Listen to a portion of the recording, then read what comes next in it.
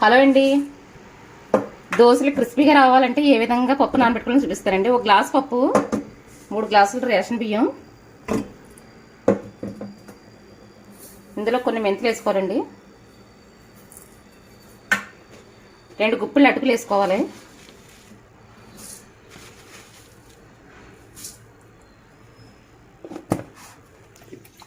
వీటినైతే water వేసుకుని నానబెట్టేసుకోవచ్చండి. అయితే బియ్యం, రేషన్ బియ్యం ఏంటంటే 2-3 సార్లు కడిగేసుకుని అప్పుడు నానబెట్టుకోవాలండి. ఇంకా తర్వాత మనం నానిన తర్వాత కడుక్కోగలదు. బాగా కడిగేసి నానబెట్టేసుకుని ఆ వాటర్తోనే దోశల పిండి రుబ్బుకోవాలి. నేను పిండి కూడా రుబ్బిన తర్వాత చూపిస్తానండి. ఇదిగోనండి 3 సార్లు కడిగేసుకున్నాను. ఈ వాటర్తోనే సాయంత్రం దోశల పిండి రుబ్బేసుకుంటే సరిపోద్ది. ఇంక ఈ వాటర్ వంపనవసరం లేదు. పిండి రుబ్బిన తర్వాత చూపిస్తానండి. ఇవైతే సాయంత్రం వరకు నానబెట్టేసుకుంటున్నాను. ఉదయం పప్పు నానబెట్టుకున్నాం కదండి. బియ్యం అయితే నానిపోయినాయి. బియ్యం, మెంతులు, అటుకులు అయితే బాగా నానిపోయినాయండి. పప్పు కూడా క్లీన్ చేసుకున్నాను. ఈ పప్పుని ఇలా దేవుకుని దీంట్లో కలిపేసుకోవడమండి. ఎందుకంటే దీని అడుగున రాళ్ళు ఉంటాయి, పొట్టిపప్పులో రాళ్ళు ఉంటాయి. దాన్ని ఇలా దేవేసుకుని దాంట్లో వేసుకోవాలి. అప్పుడు ఇసుక రాళ్ళు ఏమైనా ఉంటే అడుగున ఉండిపోతాయండి.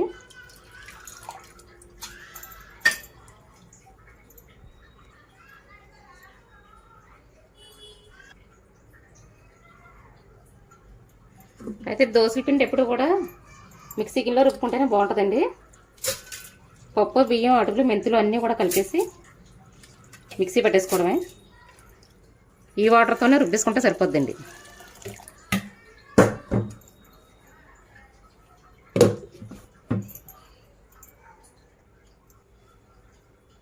ఇదిగోనండి ఈ విధంగా రుబ్బుకుంటే సరిపోద్ది.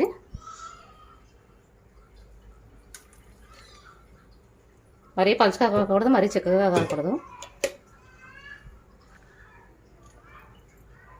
అంతేనండి. పిండి అయితే ఈ విధంగా రుబ్బుకోవాలి. దీన్ని నైట్ అంతా ఇలా మూత పెట్టి ఉంచేయాలండి. ఉప్పు అయితే వేయలేదు నేను. ఉప్పు ఉదయం దోశలు వేసినప్పుడు కలుపుతాను. ఉప్పు వేయడం వల్ల ఏంటంటే పొంగిపోయి కిందకి బాగా పులిసిపోద్దండి. అందుకని ఉప్పు వేయకుండా ఇలాగ మూత పెట్టేస్తున్నాను. మళ్ళీ ఉదయం ఏ విధంగా వచ్చిందనేది మీకు చూపిస్తాను.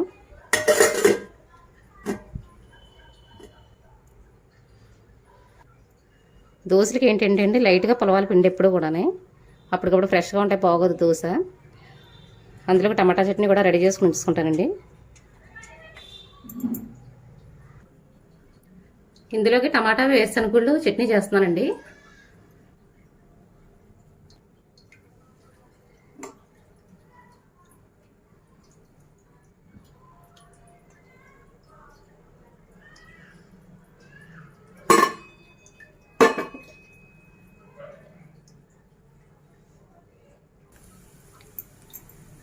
మినపప్పు, జీలకర్ర, వేరుశనగుళ్ళు, వెల్లుల్లిపాయలు,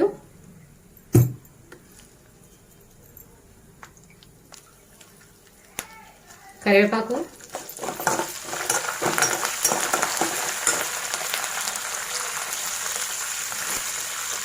ఎండుమిరపకాయలు,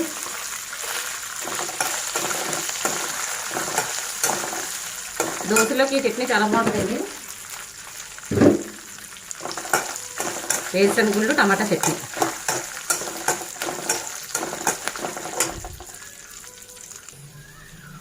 పోపు అయితే ఎగిపోయిందండి. ఇందులోనే టమాటాలు కూడా వేసుకున్నాం.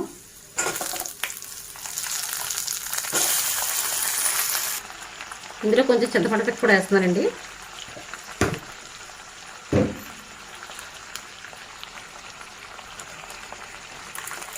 ఇందులో ఉప్పు కూడా వేసుకుని మూత పెట్టుకుని మగ్గ పెట్టేసుకోవడమే.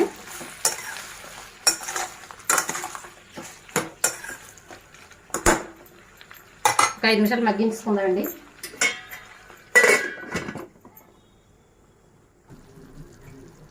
ఇందులోనే కొంచెం కొత్తిమీర కూడా వేసుకుందామండి. టమాటాకి ఎప్పుడు కొత్తిమీర ఉంటేనే టేస్ట్. ఇది నాటు కొత్తిమీర, ఇది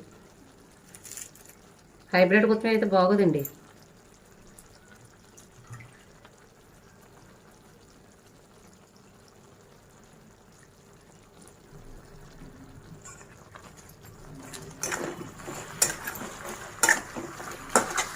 బాగా మగ్గించేసుకున్న తర్వాత పక్కన పెట్టేస్తానండి.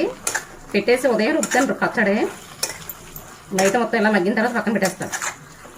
పిండి కూడా రుబ్బు పెట్టేసుకున్నాను కదా, అది ఇది కలిపి రేపు ఉదయానికి ఇవన్నీ. ఇప్పుడైతే రుబ్బనండి పచ్చడి. పొద్దున్న చల్లారుతుంది కనుక ఇలా నైట్ చేసుకుని చేసుకుంటే పొద్దున్న చాలా వరకు పని కలిసి వస్తుందండి. పొద్దున్నే లేచి చేయాలంటే అవ్వదు.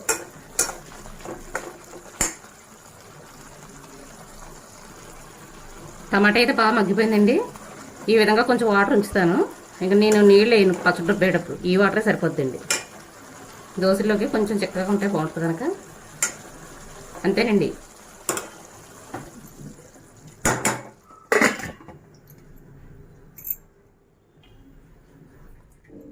పిండి అయితే రెడీ చేసుకున్నాం కదండి, పచ్చడి కూడా రెడీ చేసుకున్నాము. ఇవి మళ్ళీ మీకు ఉదయాన్నే చూపిస్తాను. పిండి ఎంతవరకు పొంగింది అనేది ఉదయం చూపిస్తానండి.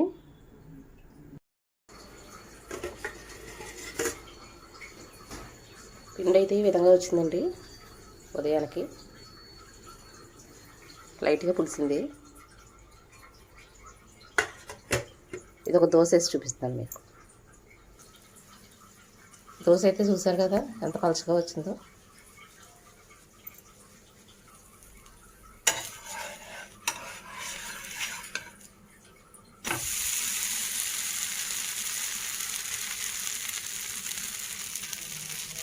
ఈ విధంగా అయితే దోశ వచ్చిందండి. పలుచగా పేపర్ దోశ కింద వచ్చింది. చట్నీ కూడా రుబ్బేసుకున్నానండి. చట్నీ కూడా రెడీ అయిపోయింది.